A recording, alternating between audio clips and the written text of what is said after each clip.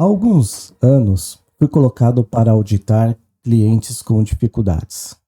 Dificuldades financeiras, com investigação, e naquela época eu já estava com 15 anos de auditoria praticamente. Eu me deparei com algo diferente. Eu fui conversar com o diretor financeiro e um senhor muito humilde, inteligente, me confirmou que eu estava certo. Na prática, o mercado não fazia aquilo que o banco estava fazendo, mas havia uma exceção na norma. Eles reverteram uma provisão de um crédito que já nem estava mais no balanço. Então, ele era novo.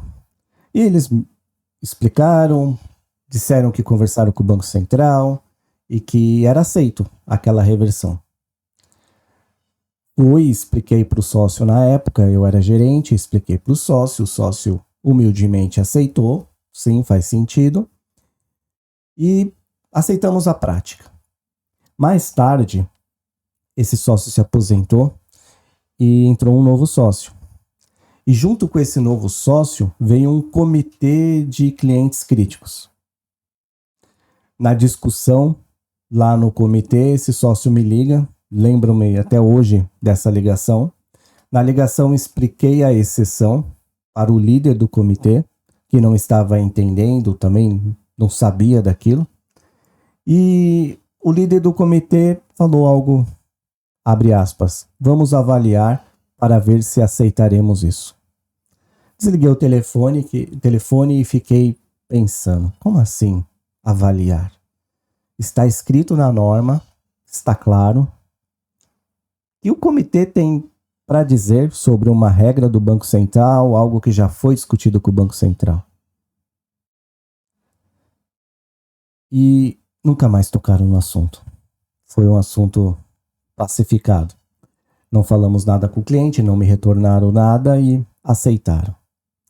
Mas eu gostaria de destacar que o mesmo acontece com o Evangelho. Falamos de Jesus, alguns humildemente aceitam, mas outros dizem, vou avaliar se isso serve para mim. Outros ainda desprezam, rejeitam por orgulho. Mas a verdade é que todos nós somos assim. Se o Espírito de Deus não abrir os nossos olhos, não creríamos, não obedeceríamos, nem nos entristeceríamos com os nossos pecados. Foi exatamente isso que Deus disse a Ezequiel. Porei o meu Espírito em vocês e os levarei a agirem segundo os meus decretos.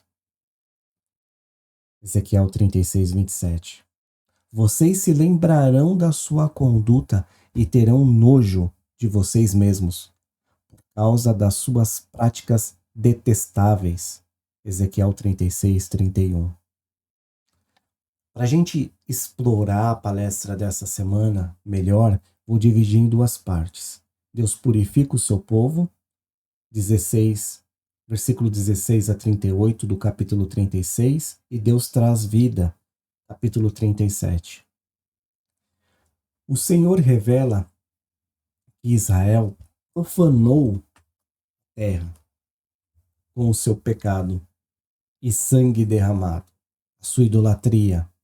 E como juiz, Deus espalhou o povo entre as nações. Deus traz esse julgamento sobre o povo. Versículo 19 do capítulo 36.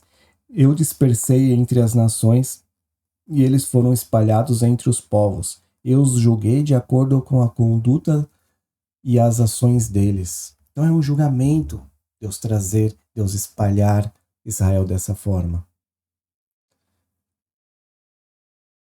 Onde quer que eles chegassem, eles profanavam o nome santo de Deus. E o Senhor agiu por zelo, não por conta do povo, mas por conta do seu nome, porque o seu nome estava desonrado. O nome de Deus estava sendo desonrado por Israel. Deus promete agir por amor ao seu nome. Ele mostrará a sua santidade diante as nações, por quê? Porque Israel carregava o nome do Senhor perante as nações. Algo muito semelhante com o que a gente vê hoje com os cristãos, que carregam o nome do Senhor, mas muitas vezes desonram o nome do Senhor. Aqui era pior, porque eles estavam profanando. A profanação, ela envolve idolatria, adoração a outros deuses, envolve crime de sangue, envolve coisas terríveis. Deus mostra o que ele vai fazer. Deus promete reunir Israel de todas as terras e trazê-los de volta à sua terra e purificá-los com água limpa, removendo toda a sujeira, toda a impureza, todos os ídolos. Isso está no versículo 25. E chegamos no versículo 26, o qual eu quero destacar. Versículo 26 diz assim: Darei a vocês um coração novo, e porém um espírito novo em vocês. Tirarei de vocês o coração de pedra, e lhes darei um coração de carne. 27. Porei o meu espírito em vocês e os levarei a agirem segundo os meus decretos, a obedecerem fielmente as minhas leis. Deus deixa muito bem claro aqui que a mudança de coração, a mudança de comportamento está na obra de Deus. Em Deus colocar o Espírito Santo dele para transformar. Sabemos que quando nós ouvimos o Evangelho da verdade, o Evangelho que nos salvou, nós somos selados com o Espírito da promessa. O Espírito de Deus vem morar dentro de nós. Nós somos templo do Espírito Santo. Fomos regenerados pelo Espírito Santo. Ou seja, nossos olhos foram abertos para o mundo espiritual e a partir de agora nós possamos ver muitas coisas. Primeira, quão pecaminoso nós somos. Quão rebelde é o nosso coração, quão distante nós estamos de fazer o bem e quanto que nós necessitamos de Jesus, o nosso Salvador. Cria-se uma briga dentro do crente, uma luta entre a carne e o espírito. E dentre essa luta que só tem dentro do crente, que Deus põe para dentro do crente, Deus promete que é o espírito dele que faz nós vencermos, o Espírito vencer. Vencer a nossa vontade pecaminosa. E Deus diz isso aqui: porém o meu Espírito em vocês e os levarei a agirem segundo os meus decretos. Ou seja, é Deus que leva as pessoas a agirem segundo os decretos dele, os mandamentos, a obedecer fielmente a lei de Deus. É o Espírito de Deus. E nós recebemos esse Espírito Santo. Se você ainda não recebeu o Espírito Santo, ore e confesse Jesus como Senhor e Salvador da sua vida. Agora, se você já recebeu o Espírito Santo, você sabe que você está selado e que ele te dá forças para você obedecer. Continuamos. Eles habitarão na terra prometida e serão o povo de Deus, e Deus disse que será o Deus deles. Mas o mais impactante vem agora. Apesar da rebeldia, Deus vai fazer o quê? Versículo 30. Note, acompanhe. Aumentarei a produção das árvores e as safras dos campos, de modo que vocês não sofrerão mais vergonha entre as nações por causa da fome. Aumentar significa que vai além do normal. Ou seja, a produção, o sustento, o que Deus dá de sustento vai além do normal, vai ser aumentado. Deus é tão fiel ao seu nome santo, que aqueles que são de Deus, aqueles que carregam o nome de Deus, de Cristo, têm o seu suprimento aumentado.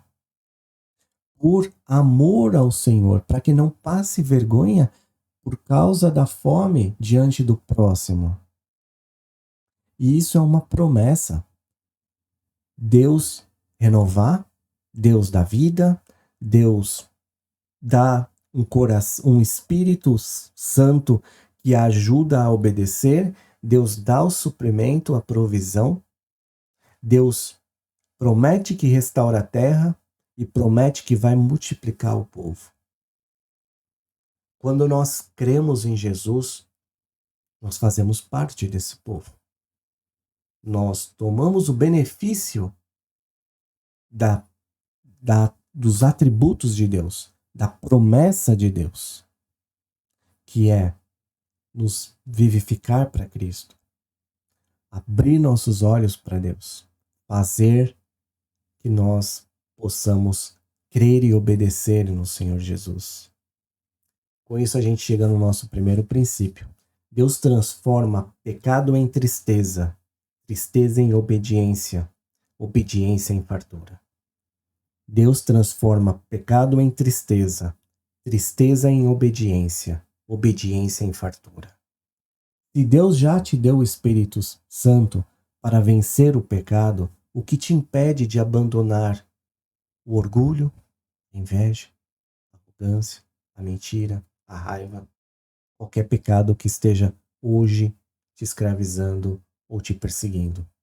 Se você tem o Espírito Santo, você tem poder contra ele, contra o pecado, porque Deus prometeu.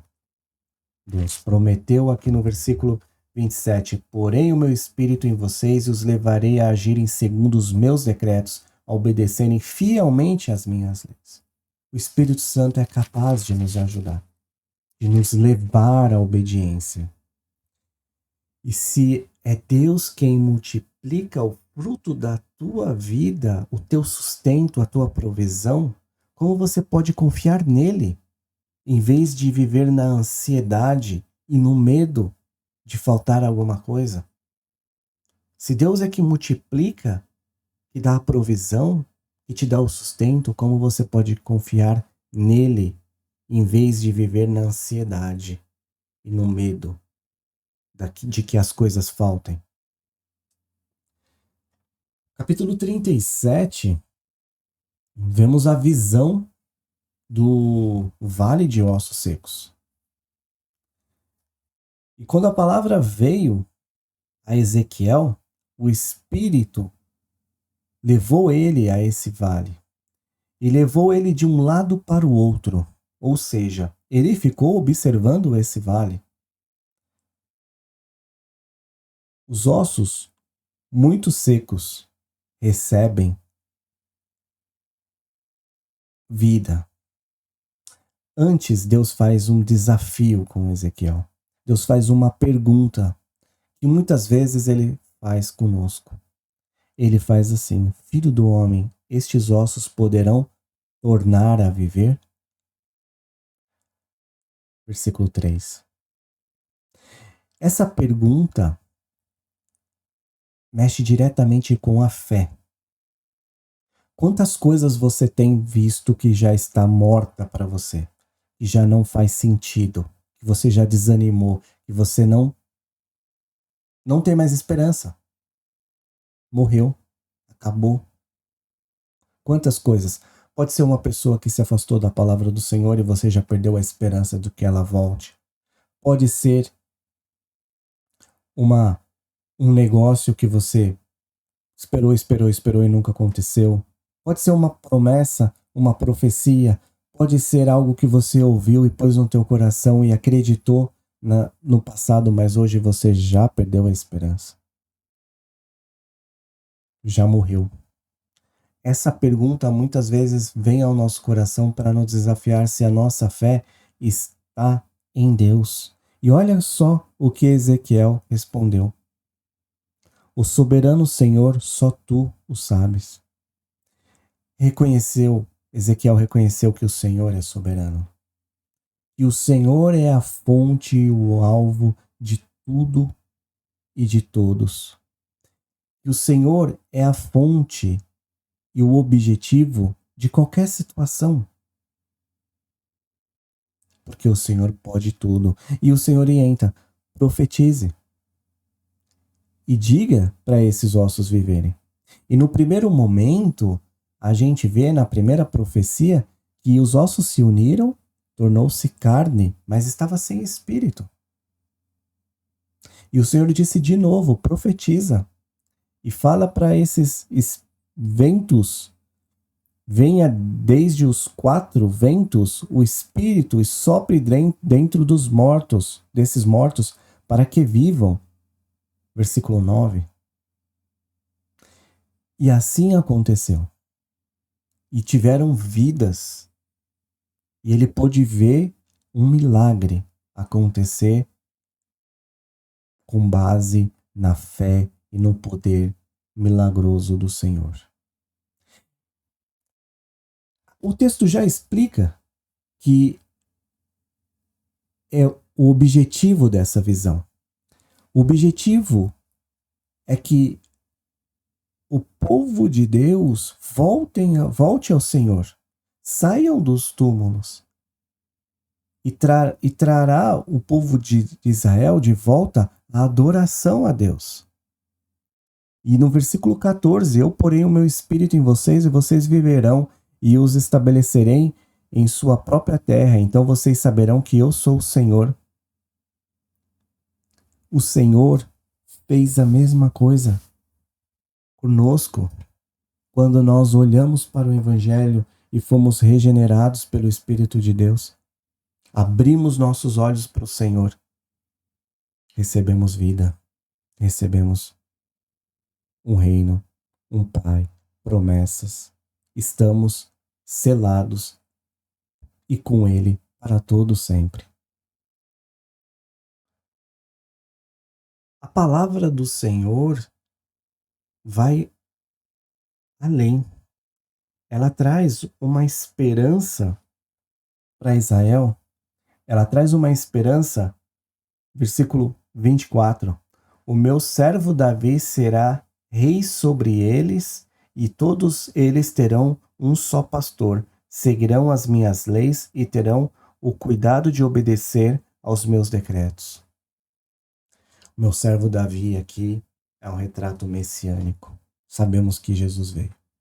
Veio na unção de servo, veio na unção messiânica, Deus encarnado, que morreu e ressuscitou, está do lado de Deus Pai e cumpriu boa parte dessas promessas. Algumas ele vai cumprir na segunda vinda, quando ele estabelecerá o reino milenar, mas parte ele já cumpriu. E nós já temos essa aliança. Essa aliança que começou, que você pode ver ali no versículo 23 em diante, já está conosco, com os cristãos, porque nós olhamos para o Rei, recebemos a aliança, recebemos o poder de compreender o Evangelho, compreender o quão pecaminosos somos, o quanto nossos corações são rebeldes, distante e afastado de Deus. Com isso a gente chega ao nosso segundo princípio. Deus sopra a vida e une seu povo. Deus sopra a vida e une seu povo. Em quais áreas você se sente como ossos secos, sem esperança? O que te impede de clamar ao Espírito para soprar vida em você hoje ou nessa área hoje? O que te impede de clamar ao Espírito para que Ele sopre vida nessa área hoje?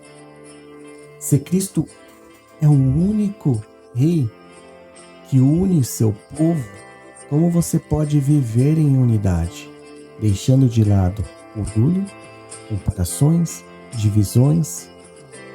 Como você está unindo as pessoas em pró ao reino? Nós sabemos que o povo de Israel tinha se dividido e Deus prometeu uni-los novamente. Como que nós fazemos isso como cristãos para unirmos o povo de Deus em busca do nosso Senhor e levarmos e santificarmos o nome do Senhor. Como é dito na oração do Pai Nosso, santificado seja o seu nome. Enquanto nós estamos santificando o nome do Senhor com os nossos comportamentos, com a nossa união. Tenha uma ótima semana. Nos vemos na semana que vem. Deus te abençoe.